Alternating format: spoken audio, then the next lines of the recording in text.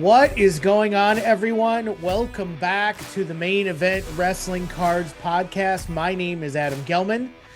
I appreciate you coming back week after week to be a part of this. This has been a pet project of mine, and I think it's something that I have really enjoyed coming on and talking a little bit more in depth every week, going a little bit further into wrestling and the card and some of the impacts. Um, if you guys like this content and want to keep listening other places, you can see the visual on YouTube, or you can get more content available on Main Event Wrestling Cards, which is available for free at www.patreon.com/main event wrestling cards. You can also follow me on Instagram at WWE Gelman.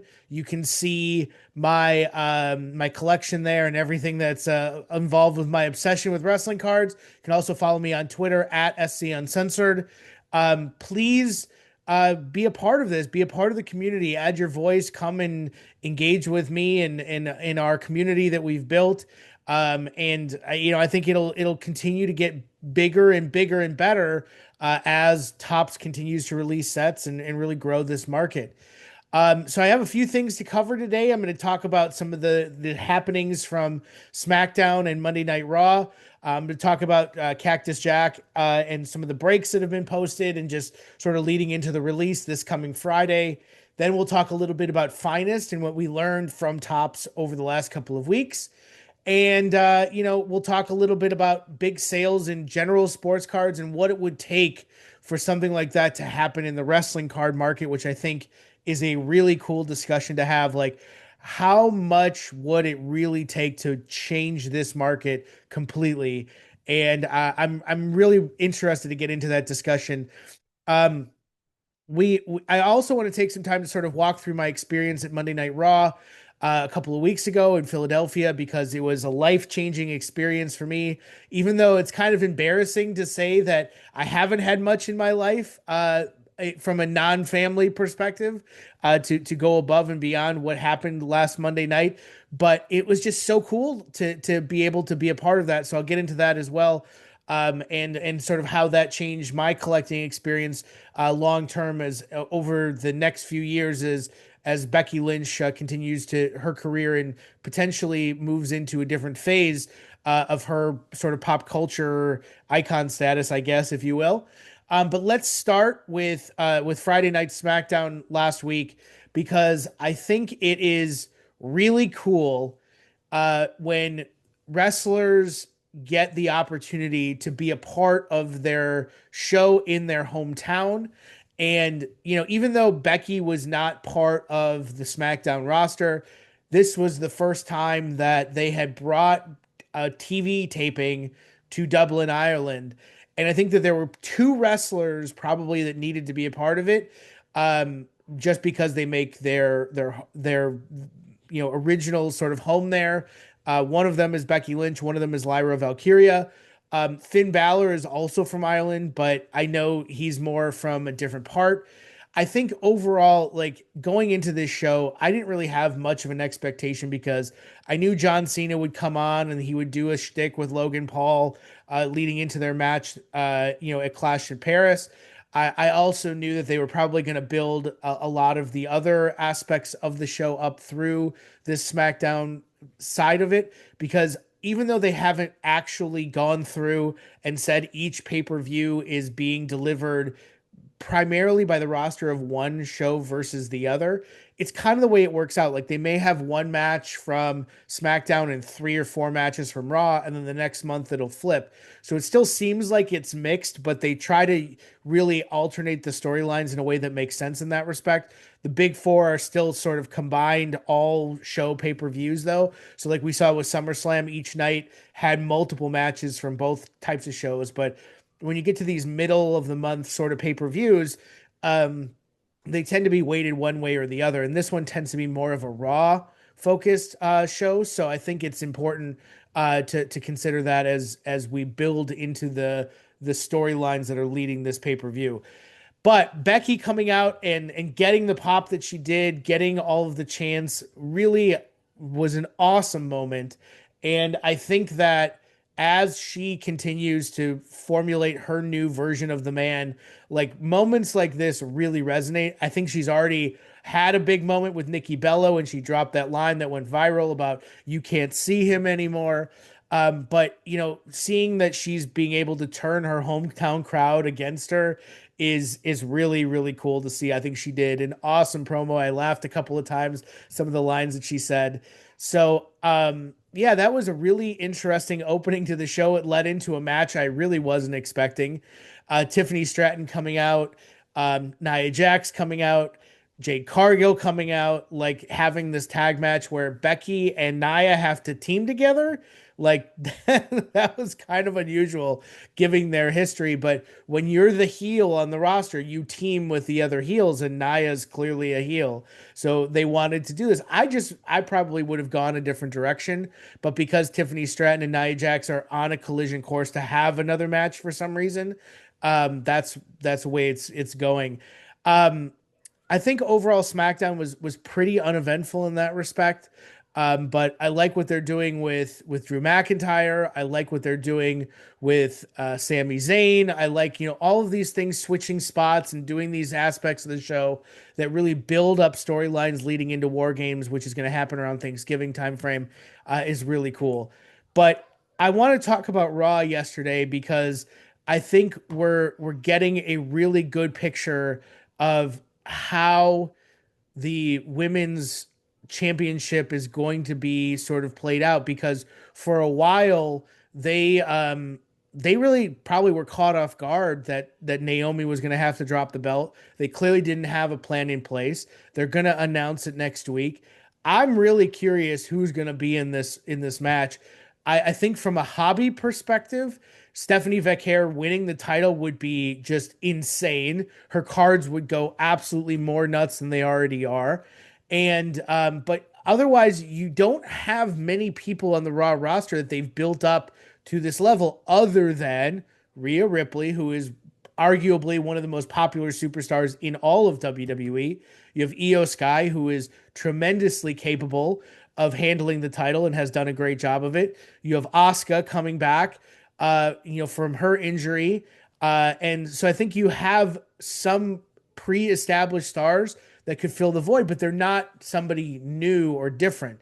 Then you have people like Lyra Valkyria, who have been off TV for a while. You have Bayley, who is hinting at a new persona change and a previously established superstar.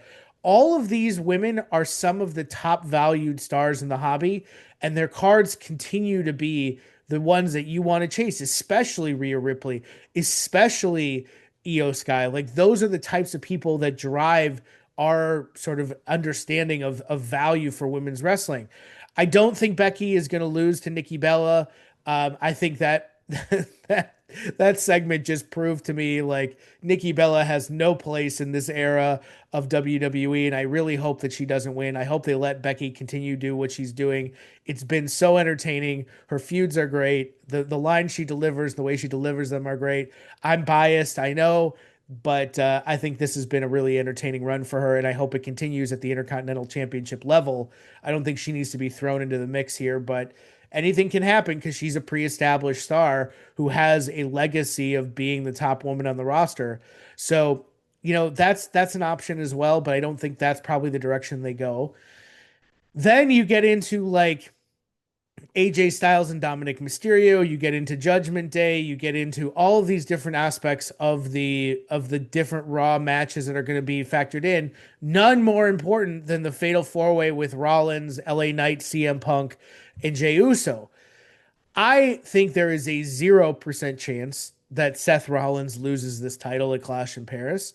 I think there is no reason to expect that any of this leads to a title change, but I think historically we have seen they do like to introduce new faction members when the whole thing just doesn't really have a predict, it's just too predictable. They will add something in here that makes it unpredictable, whether that's Roman Reigns interfering and setting up a match with Seth Rollins, or it's a new member of their faction. Who knows what could be going down here? And I'll tell you, this is my perfect fantasy booking scenario. You had Karrion Cross appear at an independent wrestling show over the last week. He's clearly separated himself from the WWE. He's played along. Everybody still suspects this is kind of a work. If he comes back at Clash in Paris and joins Seth Rollins' faction, tell me that isn't a fun experience to add another member to the vision. I think that would be really cool. Otherwise, I think this is a means to an end. I don't know what that end is yet, but I think when we get to the end of this upcoming pay-per-view, heading into this new ridiculously named pay-per-view in Indianapolis, WrestlePalooza, we should have a clearer picture for what's going to happen for the first ESPN pay-per-view that WWE is going to put on. That is actually something I wanted to talk about as well because ESPN is a global platform for sports, as everybody is aware of. But what WWE has been farming over the last year or two with the Netflix announcement and Unreal and all these other things is the advent of more visibility and exposure for their brand. And ESPN housing their pay per views is just a huge level of exposure that I don't think they had on Peacock. We've already seen what the exposure can do for the card market for Netflix. Like, I think bringing pay-per-views to ESPN, even though it costs more money, will add value to the overall card market. And I think it's going to be a cool experience to see how they approach this. Do they go with a new visual presentation for these pay-per-views? Is there something that we can expect to take place at WrestlePalooza because it is the first pay-per-view on ESPN? I think all of those things are questions that will be answered coming up. We don't have any matches quite yet, but I would guess both championships will be on the line. Cody Rhodes will go up against whoever, whether that's Drew McIntyre or somebody else. And I think Seth Rollins will have a title defense, maybe against Roman Reigns. Like, I don't know how this is all going to play out, but I can't wait to see how this all plays out for that very reason, which is this exposure breeds eyes, and eyes coming into wrestling means more eyes on wrestling cards. And I think that that's a really key factor here going into this discussion. One of the other news pieces was that ESPN was starting earlier than they expected because I think through all of the extra pay-per-views that they're doing, they've run through the promised number that they were going to give NBC Universal and Peacock. So a little bit earlier than I expected. I think everybody expected, but it was cool to see. I'm gonna move into Cactus Jack now because it's going to be releasing here at the end of the week. So if you are one of the people that were lucky enough to win the EQL lottery or you're buying into some breaks, this is your time to shine. Wrestling cards are back on the menu, boys, and I cannot be more excited. Although, like, I understand the controversial nature of releasing a set like Cactus Jack right after you release the WrestleMania version. There is no way that these cards are going to be as in demand because there's just more of them. The supply is bigger. It's not WrestleMania branded, but I think they've added a lot of really cool elements to the set to sort of showcase that it is a different product. It's very much going to be something that a lot of people are looking to see how it performs. Wrestling cards are exceptionally hot right now. And, when things are hot and demand is high, that's when you really turn up the volume. And I think over the next probably few months, we're going to see a number of WWE products operate in that space, especially keen eyes on Cactus Jack and the performance there, not only for the singles and stuff like that, but for break slots, wax price, stuff like that. I think this is going to be a relatively limited run of product, even though I think it'll probably be something around where we saw for Chrome Hobby. So if you think about Topps, probably underestimated the demand for Chrome Hobby, didn't print enough, didn't go as deep into those runs as they probably needed to. I think they'll probably bring Cactus Jack back at a similar clip, even though it's something that is much more demand than the supply still. I think they could have easily printed more, done more autograph content, done some relic content even. I don't know. But it's something where if you're going to release a set like this, you got to change the photos, you got to change the background, you got to make it feel different. But I think that's probably the reason why they released it. I said in one of my previous podcasts that Cactus Jack was likely chosen because they didn't have to do the level of artwork that is necessary to release a full product. When you see the way Finest is presented, you can see how much work went into creating a brand new Finest look that doesn't look like baseball, doesn't look like F1, doesn't look like UFC. So, I mean, like, you have a huge burden placed on your art team to be able to come up with a full product. They are also ramping up for the NBA license, which kicks in October. So I think like there are so many things in this specific area that Topps is probably still trying to hire and ramp up their teams for, and releasing a product that is basically a copy and paste job saves a lot of that burden. And it's probably why it was chosen. For the breaks that have been posted, I've seen major fluctuations. People have not settled on a price that they feel comfortable with slot by slot. I don't think we'll get there probably until weeks 2 or 3. But I think the high slot in every break that I'm seeing is Stephanie Vaquer. No shock there. She's gonna be one of the more valuable people in this set. Um, I put out on main event wrestling cards sort of a breakdown of all the tiers and where each of the wrestlers sort of land within those tiers. So if you are going through breaks on Fanatics Live and whatnot, you can sort of handicap, hey, maybe I want to target this over that. We did get a look at the checklist. We saw that Hulk Hogan does have autographs in this. I'm not sure if they're live yet. We haven't seen them previewed. We'll have to verify that once the product actually hits shelves. But this could be one of the last products that he has on card autographs in. Not that I'm out there collecting Hulk Hogan, but a lot of people are probably looking for him as given the value of his cards recently. Additionally, we're seeing The Rock, Roman Reigns, all of the big names are back. John Cena has cards. Cody Rhodes, like The Undertaker, like everybody. Travis Scott has cards in this again as well. It is his product, and I was curious if they were going to bring him back. He is in the checklist. We also have new signers in Jordan Grace, Chris Sabin, Alex Shelley of Motor City Machine Guns, Ricky Saints. There's a few aspects here that I think we are yet to sort of unpack until they start opening boxes on release day. But I mean, like, if you pull a Penta autograph similar to the one that you pulled at WrestleMania, like, it's gonna be a valuable card. If you pull a Jordan Grace low numbered autograph as her first WWE card, it's gonna be a valuable card. Triple H has signatures in this. Triple H has a whole tribute set. There's case hits. So I think, like, even though people are upset that this is kind of a copy and paste job when you have the base set looking very similar, not many added elements, like, to a degree, they really did add quite a bit here to make it seem like a full release. And I think that's really important for this product to have long-term success. And I think the low numbered stuff is going to be valuable.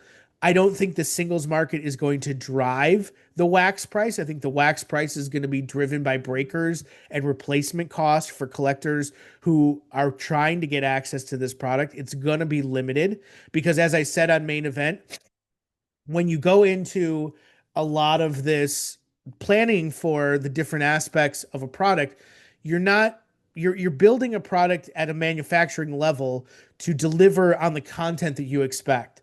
And I think there's enough pricing on the secondary market for wax to show Topps that they could charge 400, 450 a box for this, and it would sell out. And guess what? That's exactly what happened. So I think they're more keen on that. The breakers are more keen that this is going to be a high demand product. And the replacement cost of these boxes is going to go up and up and up because people are going to burn through this so quickly with so many people wanting to get their hands on WWE cards for the first time in 6 months. Like, a lot of those things are swirling around, and it's really cool to see this level of attention again placed on wrestling cards.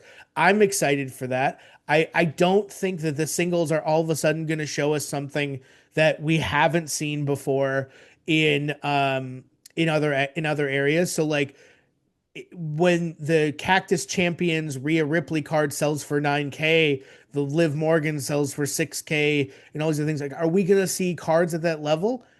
Maybe, probably, but I don't know if you're necessarily going to see them at a level that is so far above that that it dictates, oh, we need to raise the price of this wax to the $600 that David Adams has it listed at.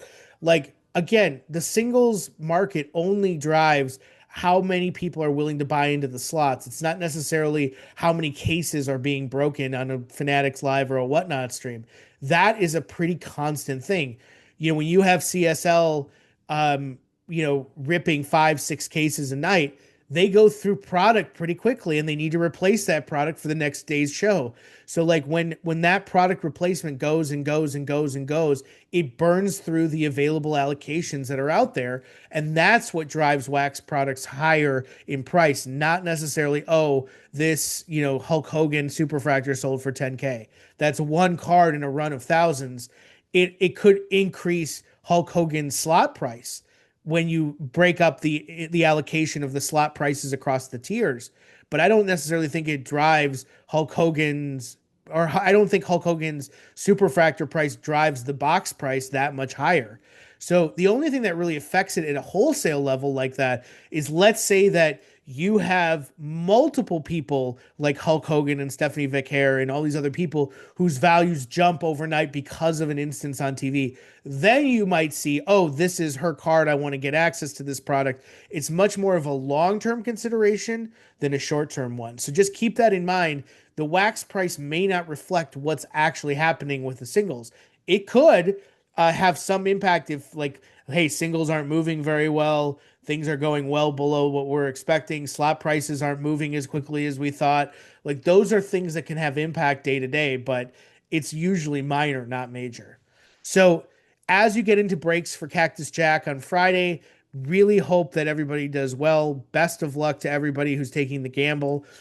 I bought into a few cases here and there. I think for Topps Chrome, I ended up being in somewhere in upwards of 100 Becky Lynch cases across Breakers Delight and Hobby. And I know that was way too many. I got really excited about the product. I pulled some amazing cards, and I was really happy with the way that I got to experience Topps Chrome through those massive amount of cases that I bought into. It was also probably a third of the price of what Cactus Jack is from a slot perspective. So after a while, the slot prices went up, went up, went up, went up, went up. But at the beginning, when I bought into all of these cases, it was significantly cheaper than what it was now. So now I can't find Becky Lynch slots for less than $100. And Topps Chrome, I think when it was at release, I was getting them at 30, $40 a piece. So much, much different situation. Here, Becky's slot price is higher. Everybody's slot price is higher.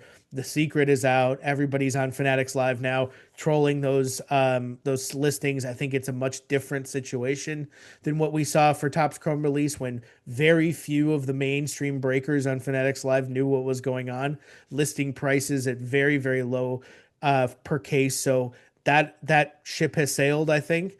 They learned their lessons, so we're seeing a lot higher increase in slot prices in that respect on Fanatics Live. And so I think, like, this, I bought into probably 8 to 10 cases. Excuse me. Bought into 8 to 10 cases, had a good understanding of sort of how this was all going to play out. Not going to go too hard, but it's going to be a fun set. And I did get confirmation on a few things that I am going to chase. So I'm sure I'm not the only one out there like that. I also want to talk about Finest, because we got a lot of great information on Finest as well. Finest is going to hopefully go up for pre-order pretty quickly here based on what the information was saying for Topps. I still feel like, looking at the overall preview, that it is two sets kind of smashed together. And I think it's something that, when you look at the overall construction of the set, you have the base set and the base autographs, which have the spray painted sort of street-like design. And then you have the Finest Masters, you have the Finest autographs, you have the Finest finishers and everything. That looks like a completely different set. I was a little disappointed to see that, because I think for Topps Chrome, they did the same thing. and I really wanted it to have more of a consistent theme and motif through the design work so that as you open the packs, you're not seeing one card that looks like it was spray painted on a wall and another card that looks like it was created, in a Back to the Future type, futuristic type of approach that we see. Both of the cards look good. I'm not saying that the designs look poor. I think that the designs are probably much better than Topps Chrome actually looked.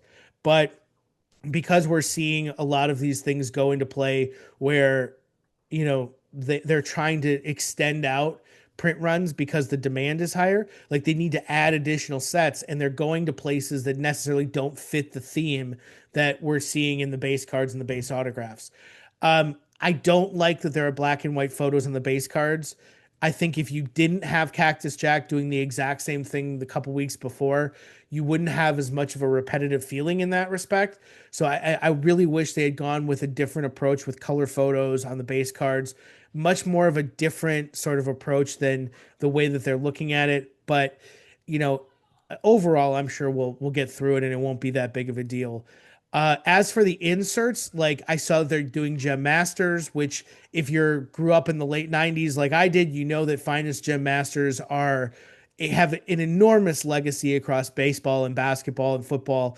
I think that this is one of those sets that a lot of people are going to look at and be really excited about, especially the inscription versions and stuff like that.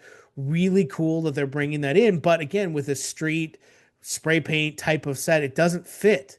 So like, it'll feel like a throwback set in a product that really doesn't align to that level of design.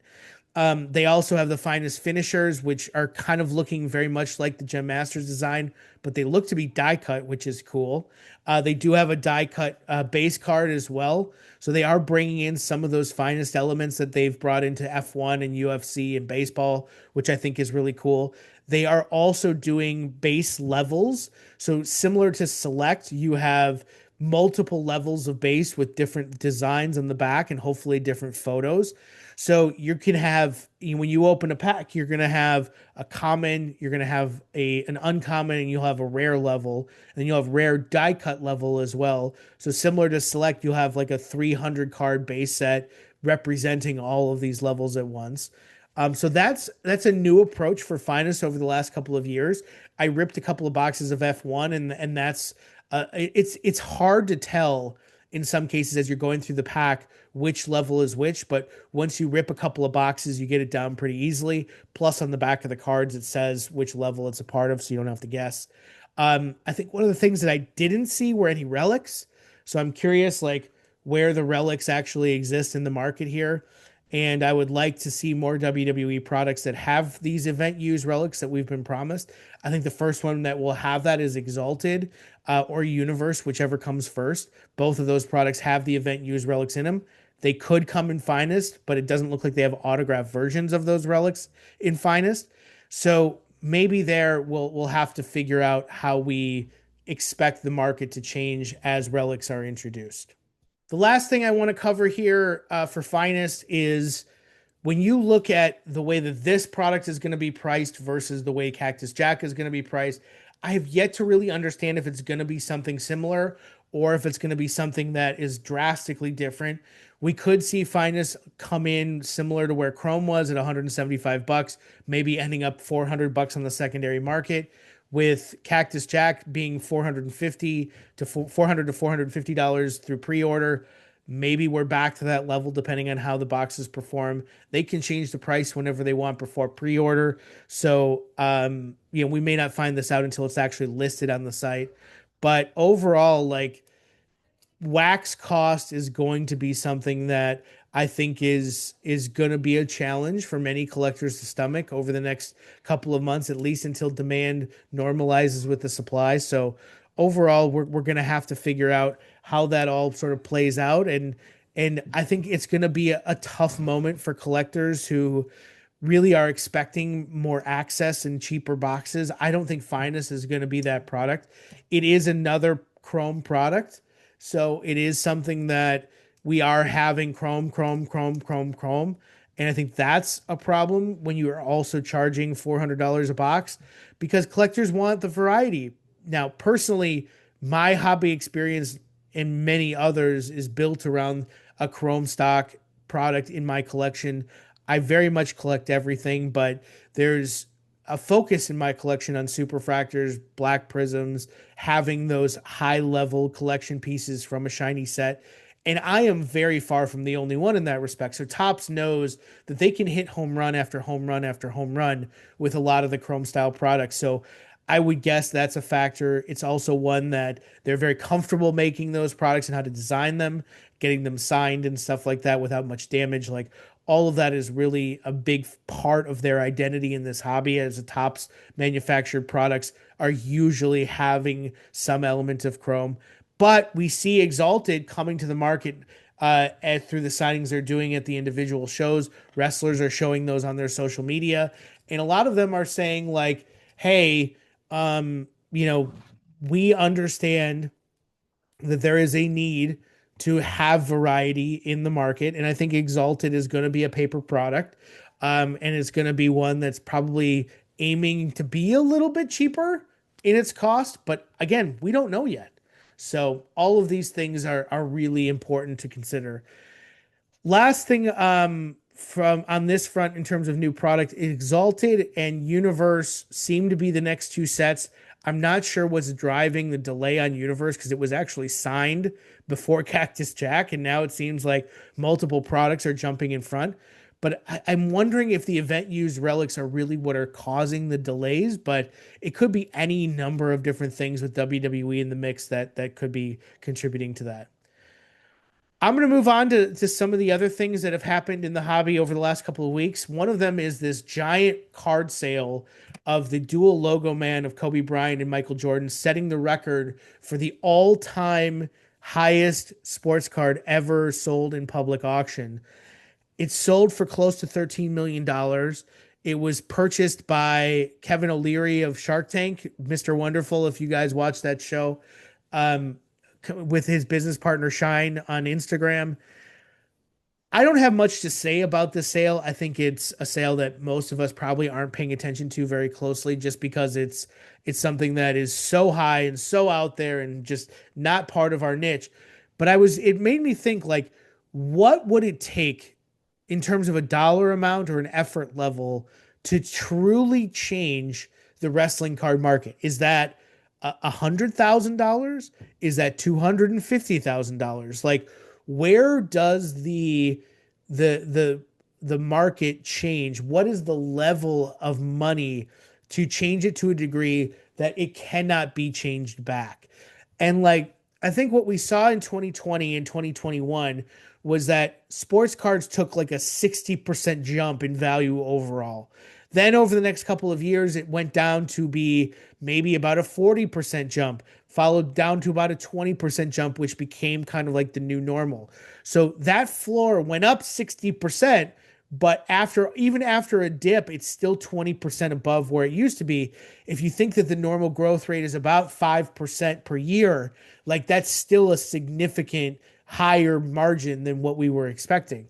So then the question is for wrestling cards, because that never happened for us. We got maybe 30% jump up now, pay maybe 10-15% overall. But the size of the market, the volume of sales within the market has all gone up.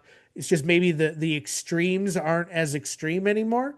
So my question then becomes, how much effort and money would it really take to change what we do? So because our market is so small, I think it would take likely in the range of $250,000 to $500,000 from an individual with motivation and time to go through and prop up sales across the different entry points into the market. So we're talking Facebook, Instagram, eBay, Golden, Fanatics Collect, break slots, whatever, where you would go in and just throw money at the problem. So if a card would normally sell for $500, now you're paying $750. But you're actively trying to raise the value by spending the investment money, seed money that you have brought to the table. I think a few people have tried this in the past, and to a degree, it's worked. I mean, it's worked in a number of different areas where you can really bring money into a space and change the dynamics of it. Like if Logan Paul decided, I'm going to come in and buy my card and I want to buy it at a $250,000 level, it would set a precedent that had never been set before.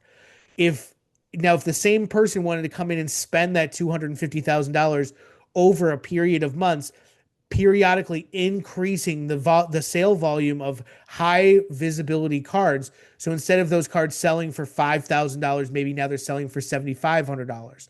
Like it's really interesting to see how long and how much money it would take before that is truly impactful. And I really believe that our market is small enough that if you're strategic enough in your spending, you could potentially do this with, buying, break slots, boxes, wax, cleaning people out, making runs on individual superstars, and really inflating values in the action space with eBay and Golden and Fanatics Collect, that you could probably make a significant impact with like $500,000. Now, for you and me, that's a lot of money. Like that is more than, I spend on my house. That's more than I've spent on a lot of different things in my life. It's a really nice car. It's all of these things. For a lot of us, that's not something that we have available to us. But for somebody who is a high net worth individual looking to make an impact in a market, that money is readily available. And it doesn't even have to be in hand. They could lend that money from a bank and do that on equity that they have in their stocks and other bonds or their properties or anything to get access to that funds. And they could do it pretty easily. The problem is they would have to take the time to really say, okay, this Jey Uso autograph sells for $50. I need to make sure that I get enough people involved that I can have it bid up to $100. So you're doubling the cost of cards that are at every level of individual sales within the marketplace. You can't just say, well, I'm going to buy this $20,000 card for $25,000 cards. You have to go in at each individual level and bring it along with you organically. And you're probably going to need to do it through multiple accounts, multiple shareholders, multiple stakes. It's going to have to happen over time. It can't just all happen at once. You have to have sustained growth.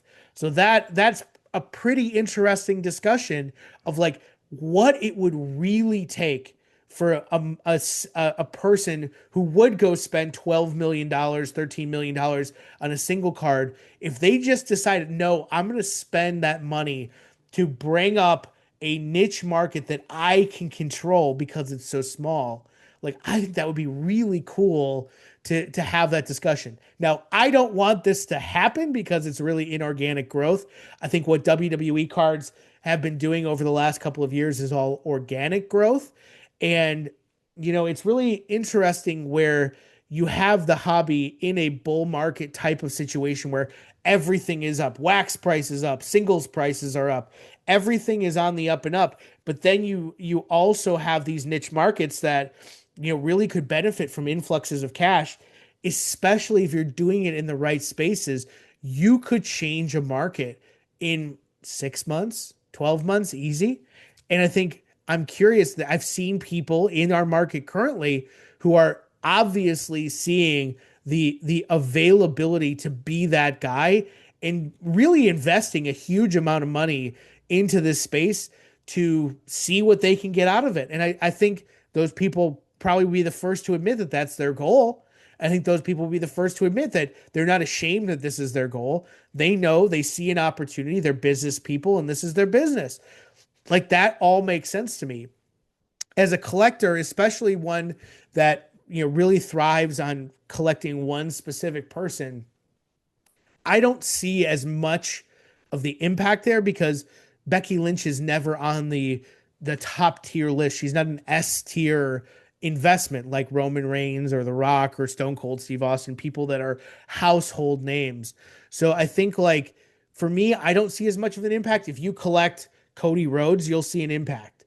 If you collect the biggest names with the biggest values, you will see an impact, and you won't be able to hold your place in line when those things happen. So if you were buying a Stephanie Vacquer select ringside for $100 and all of a sudden it's $250, like you can't expect that your funds go as far as they used to anymore. And that, for a lot of people, drives an emotional response, a visceral response. Either they become angry that it's happening, they are seeing value and equity added to their collection, so they get excited. They can now make better moves, stuff like that. So there's extremes to this. And then there's people in the middle who are like, I want to continue to participate in the hobby the way that I used to. I can't buy wax at the same price.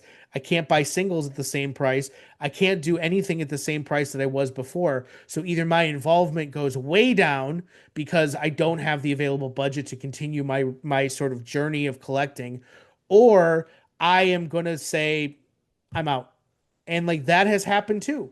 So I think like there's pros and cons to a lot of these situations because we really don't know how to internalize and digest the market fluctuations that we've been seeing over the last year. I think since January, like sales volume has tripled. A lot of these things have tripled. Like the amount of transactions that are going down have all really accelerated in wrestling cards. So like that's a hard pill to swallow for some people who had very limited budgets, limited time, limited resources to invest in their hobby. Like all of this stuff is going up, and there are going to be people left behind. But are more and more people going to come in, be a part of the conversation, be our friends that we can go to with excitement because now they're a part of this too? Does Tops now want to invest further, make more investments in technology and growth within the products they create, better checklists, better design work, better photos? Like all of that stuff takes more money. So if they're willing to invest more because they're seeing the market grow, is that a benefit of these individuals coming in and changing the market? Like all of those things are really the backbone of why people do this. So when you start looking at how we all engage with different collecting journeys, whether you love to get into breaks and rip packs and do all those other things, or you're collecting singles of a specific person like I do, like there's parts of the hobby that exist for multiple target markets. So I don't know if a lot of them are going to react in similar fashion to the rise in singles cost versus the rise in wax cost. Like the way that you engage with a hobby is going to dictate how you respond to those individual situations. So I want to take some time to close out the podcast this week with my experience from last week at Monday Night Raw. I had the opportunity through a contest to meet and have a private meet and greet with Becky Lynch. And basically, the way that this came about was a number of months ago, prior to WrestleMania 40, um, she offered a contest through her book, where if you bought a special autographed copy of her book, you were entered for a drawing to win this trip to Monday Night Raw to meet her and do all these things. Um, I bought one of those and I never expected to win. But when the book arrived right after WrestleMania 40, um, you know, I opened the package and sure enough, sitting on top was that winning ticket. Um, as a result, I was granted, the opportunity to go and be a part of this. And, shortly after WrestleMania 40, she left and she was gone for about a year. And so I wasn't even sure if this would ever happen, let alone the way that it did. So when she came back at WrestleMania 41 and, we got to sort of start planning this, I had a couple of months to put this all together. And I think that, I was never expecting it to go the way that it did. And I was so excited that this was the opportunity that I got because she was absolutely incredible. And I think I planned out a lot of things for this, and I got to do all of those things and more. She signed a bunch of stuff for me, but I think like the main thing is like we got to do the professional pictures, which WWE at every event sets up like their photo booth so that as the wrestlers get into new gear and whatever, they can have renders created to use in the match graphics. That's where we did this whole thing because it was a quiet space with tables and stuff like that we could set up. And it was, we spent, 20 minutes talking. I showed her the entire collection. It was absolutely nuts. And she's so, personable and down to earth and stuff that she didn't make it feel awkward. I had somebody with me who she knew, and like, so that made it easy. And like, a lot of this just really came together well in a manner that I never really expected it to. And when you have a collection, and you can see it behind me if you were watching on YouTube, like when you have a collection like I do and you see how this all comes together, like it takes you to another level of that collecting existence. And like I said before, like I've had a lot of experiences in my life that were absolutely unbelievable from a non-family perspective. Because obviously, my wedding, the birth of my children, all that will still be the most important things that have ever happened to me. But from a sports perspective, I've gotten to do a lot of really cool things. I got to meet all of my favorite sports stars multiple times because of the people that I knew and the people in the city that made these opportunities available. So I have had the opportunity to meet Joe Mauer and Adrian Peterson and Kirk Cousins and Adam Thielen and all these Vikings and Twins and basketball players, Kevin Garnett and Anthony Edwards, like all of those people I've met.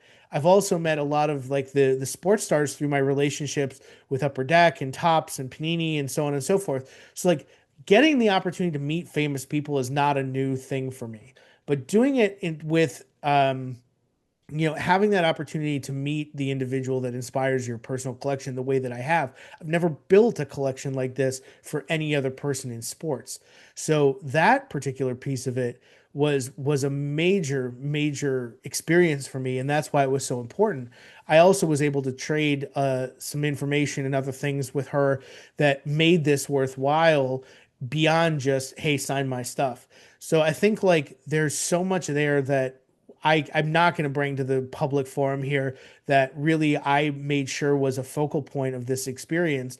And it blew my mind. Like the WWE does a tremendous job, um, training their superstars to be fan engaged. They are already fan focused in their presentation. They know the importance of the fans. They bring the fans along.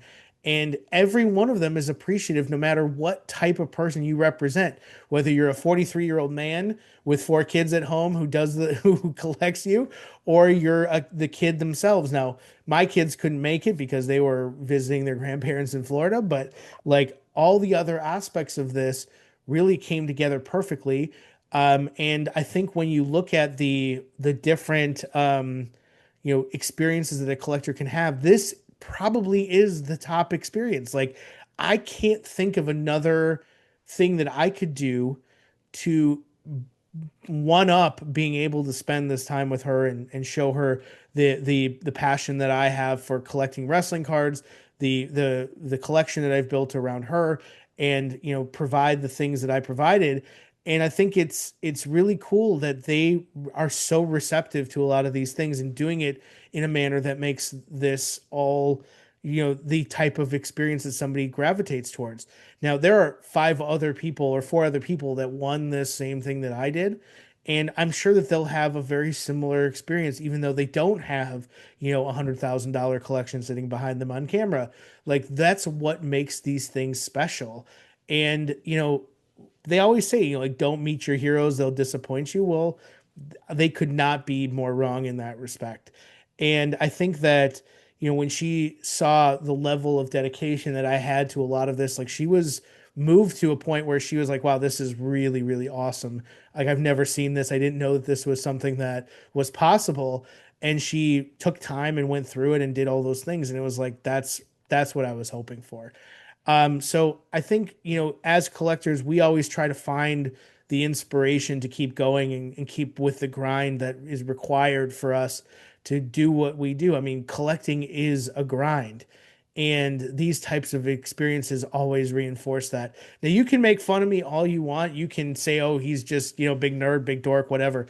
Like, that doesn't take away from the feeling that I have walking out of there and just being absolutely dumbfounded by how cool that experience was. Like, a lot of people want to take to social media and always try and find the negative in a lot of these things. I really implore you to look for more positive experiences like this, where you can engage with different aspects of your collecting journey because these wrestlers are more accessible than they've ever been. You can go to Fanatics Fest and have these types of experiences. Maybe not at the length that I had, but you can meet the people that inspire your collections. You can go and be a part of these experiences at a pretty regular clip that wasn't available 5 years ago. And I think that as more and more collectors get to see how awesome these people are in person, it will change the viewpoint that you have. I've met athletes and a lot of them are assholes. Like a lot of them really don't care how the fans participate in their experience because they just want to play football or they just want to play basketball. They want to play baseball. That's what they've done their whole life. There are always athletes that are exceptions to the rule that are awesome, but there are some that are not. Wrestlers, by and large, are all awesome.